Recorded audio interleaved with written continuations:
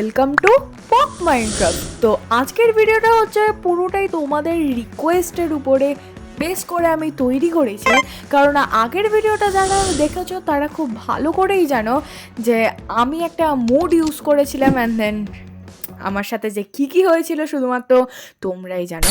তারপরে আমি বলেছিলাম যে পার্ট 2 এর জন্যে বা নেক্সট পার্টের জন্য তোমাদেরকে কমেন্ট করতে, অ্যান্ড দেন তোমরা এত ভালোবাসা দিয়েছ। তো তাই জন্যে আজকে আমি চলে এসেছি সেই সেকেন্ড পার্টটা নিয়েই। আর এতে যে আমার সাথে কী শুধুমাত্র হয়েছে তোমরা দেখলে তোমাদেরও গায়ে লোম খারাপ হয়ে যাবে, অবশ্য যদি আমার মতো হয়ে থাকো আর কি। আগের ভিডিও অনুসারে বন্ধুরা, আমাদের ভিডিওটা শেষ হয় তখনই যখন আমার উপরে বাজ পড়ে যায়। তো তারপরে আমি একটা বড় সিদ্ধান্তে আসি। তো বন্ধুরা, আমি আমার সমস্ত কিছুই প্রায় নিয়ে এই ভিলেজটা থেকে আমি অনেক দূরে চলে যেতে চলেছি, কারণ আমার এইরকম মনে হচ্ছে যে আমাকে খুঁজতে খুঁজতে হিরোব্রাইন এই ভিলেজটায় এসে পড়েছে এবং আমার জন্যে এই ভিলেজটাও হয়তো ক্ষতিগ্রস্ত হতে পারে।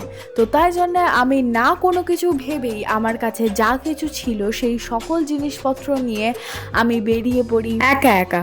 আমাদের কাছে আছে তো খাবার, বেড, সমস্ত কিছুই প্রায় আছে, কিন্তু খাবারও কিন্তু লিমিটেড। কিন্তু এসব না ভেবেই আমি বেরিয়ে পড়ি একটা নতুন উদ্দেশ্যে। তো জানি না কোথায় গিয়ে পৌঁছাবো আমি শেষ পর্যন্ত, কিন্তু হিরোব্রাইন সেখানেই শেষ পর্যন্ত আমার মনে হয় পৌঁছে যাবে। প্রায় 10 মিনিট মতন হাঁটার পরে আমি দেখতে পাই এই জিনিসটা। ইয়েস, তোমরা যেটা দেখছো ঠিক আমিও সেটাই দেখছি, কিন্তু আমি এই জিনিসটা দেখার পরে ভয় পেয়ে যাই এবং আমি ওখানে না গিয়েই আমি অন্যদিকে চলে যাই। কিন্তু ইতিমধ্যে সন্ধ্যা নেমে আসলে আমি বিছানা পাতি, কিন্তু হিরোব্রাইন আমাকে খুঁজতে খুঁজতে এখানে পর্যন্ত চলে আসে। আমি না পারছিলাম চড়তে, না পারছিলাম নড়তে। তারপরে আমাকে প্রচুর পরিমাণে ড্যামেজ করে এবং আমি ঘুমোতে পারি না। এর মধ্যে আমি টেলিপোর্ট হয়ে যাই সেই জায়গায় যেখানে আমরা একটু আগেই এসেছিলাম। এরপর আমি না কিছু ভেবেই এই স্ট্রাকচারটার ভিতরের দিকে যেতে শুরু করলাম। ভিতরের দিকে যাওয়ার পরে আমি একটা এই ধরনের জায়গা খুঁজে পেলাম, কিন্তু এর ভিতরে যাওয়ার পর লেখা ছিল সে আমাকে দেখছে। তো এইটা দেখার পরে তোমরা বুঝতেই পারছো সাধারণ মানুষের কতটা বেশি ভয় করতে পারে। বাট আমি আসার পরে দেখতে পারি আমার সকল যাওয়ার রাস্তা বন্ধ হয়ে গেছে। আমি কোনো কিছু না বুঝতে পেরে আমি ওখানে কাঠগুলো ভাঙতে থাকি, মানে যেগুলো উডেন ছিল আর কি। কিন্তু তারপরে আমি দেখি আবারও আমি ভিলেজেই স্পন হয়ে গেছি। আমি এতক্ষণে এটুকু তো বুঝতে পেরে গিয়েছিলাম যে আমি এই ভিলেজ থেকে কোথাও পালাতে পারবো না। যেমনটা বন্ধুরা তোমরা এখন দেখতে পাচ্ছ, জাস্ট বাজ পড়ে দেখো গাছগুলোর কি অবস্থা হয়েছে এবং এই বাড়িটার কি অবস্থা হয়েছে। মানে কিছুক্ষণের জন্য আমি রেকর্ডিংটা অফ করেছিলাম, আর তার মধ্যে যে কি হয়ে গেছে জাস্ট তোমরা নিজেরাই দেখো। এইসব দেখে ভয়ে আমি গেম লিভ করে দিয়ে অ্যান্ড দেন আমি ঘুমিয়ে পড়ি। এরপরে বন্ধুরা আমি ওয়ার্ল্ডটাকে ওপেন করতে চাইলেও আমার ওয়ার্ল্ড কিন্তু আর ওপেন হয় না। আমি বারবার ধরে গেম থেকে বাইরে বেরিয়ে যাই। আমি তারপরেও এটা চেষ্টা করি, কিন্তু তারপরেও কোনো কিচ্ছু হয় না। এরপরে বন্ধুরা আমি কি করব না বুঝতে পেরে আমি মুডটাকে ডিফল্ট করে আবারও আমি অ্যাক্টিভ করি অ্যান্ড দেন ফাইনালি আমার গেমটা স্টার্ট হয়ে যায়। এরপরে বন্ধুরা আমি যেখানেই যাচ্ছিলাম আকাশ থেকে কি ধরনের একটা আগুনের গোলা চারিদিকে ছড়িয়ে পড়ছিল এবং যার ফলে গাছে গাছে আগুন ধরে যাচ্ছে। কিন্তু হঠাৎ সামনে হিরোব্রাইন চলে আসে এবং আমায় কোথাও একটা জায়গায় স্পন করে দেয়। আই রিয়েলি ডোন্ট নো কোথায়, বাট দেখতেই পাচ্ছ তোমরা চারিদিকে আমার পিছনে জম্বি আসছিল প্রচুর পরিমাণে, আর এখানে প্রচুর পরিমাণে বাজ পড়তে থাকে। তাই আমি প্রচুর পরিমাণে ভয় পেয়ে যাই। কিছুক্ষণের মধ্যেই এখানে আগুনের গোলা ছুটতে থাকে আমার দিকে, রীতিমতো আমাকে বিশাল পরিমাণে ড্যামেজ করা হচ্ছিল। আর দেখতেই পাচ্ছ কত জম্বি আসছে। আমি একটা প্ল্যান করি, তাই জন্য আমি গাছ কাটতে শুরু করি। আমি ভেবেছিলাম বোট তৈরি করে এখান থেকে বেরিয়ে যাব, বাট তোমরা নিজেরাই দেখো এখানে কত বেশি জম্বি স্পন হয়ে গেছে।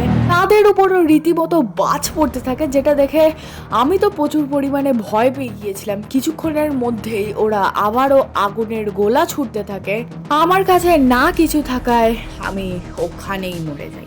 রিস্পন করলে আবারও বন্ধুরা আমার পিছনে এতগুলো জম্বি আসতে থাকে। রীতিমতো আমি প্রচুর পরিমাণে ভয় পেয়ে গিয়েছিলাম, কিন্তু আমার প্ল্যানিং একটাই ছিল, আমি বোট তৈরি করব এবং এসকেপ করব এখান থেকে। তো তাই জন্য আমি না কিছু ভেবেই আমি ওই দিকে যেতে থাকি, যাতে এদেরকে একটুখানি চক্কর লাগাতে পারি। কিন্তু তারপরে আবারও এদের উপর বাজ পড়ে, অ্যান্ড দেন এরা আবারও আগুনের গোলা ছুটতে থাকে আমার দিকে। এর মধ্যেই আমি অনেকটা দূরে চলে আসি এবং তাড়াতাড়ি কাটি, ক্রাফটিং টেবিল তৈরি করি, অ্যান্ড দেন আমি বোট তৈরি করি। ফাইনালি আমি এই আইল্যান্ডটা থেকে তো এসকেপ করে যাই।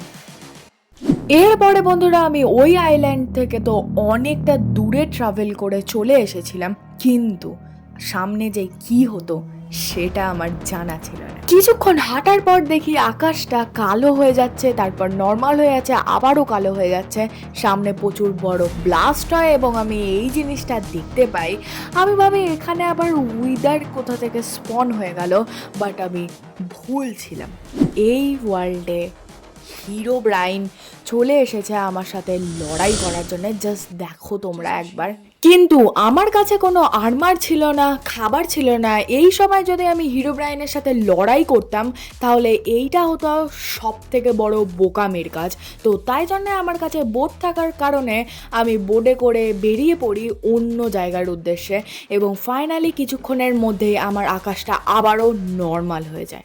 এরপরে বন্ধুরা অনেকটা রাস্তা ট্রাভেল করার পরে আমি এই একটা ভিলেজ খুঁজে পাই। এরপর বন্ধুরা সর্বপ্রথমে তো আমি সার্ভাইভ করার জন্য আমি চেস্টগুলো লুটতে থাকি, কারণ আমরা চেস্ট থেকে অনেক কিছুই পাবো, তো তাই জন্যে। কিন্তু এই ঘরের যখন আমি চেস্টটা খুলি আমি একটা মিউজিক ডিস্ক পাই, যেটা নাম আমি পড়তে পারছি না। যাই হোক, আমি ওই ডিস্কটা আমার কাছে রেখে দিই এবং আমি অনেক কটা মাটি খুঁড়ে নিই, কারণ না বন্ধুরা আমাদের এই ভিলেজটা কয়েকটা ডিভাইড হয়ে আছে, মানে কিছু কিছু ঘর এমনও আছে যেগুলো পাহাড়ের উপরে আছে, যাতে আমি চড়তে পারি। তো তাই জন্যই আমি কিছু কিছু মাটি নিয়ে নিচ্ছি। এরপরে বেশ বন্ধুরা আমি অনেক কটাই মাটি জোগাড় করি। তারপরে আমি দেখতে পাই এই মিউজিক ডিস্কটা কোথায় আমাদের লাগাতে হবে। এরপর মিউজিক ডিস্কটা লাগানোর পরে তোমরা জাস্ট লাইভটা দেখো।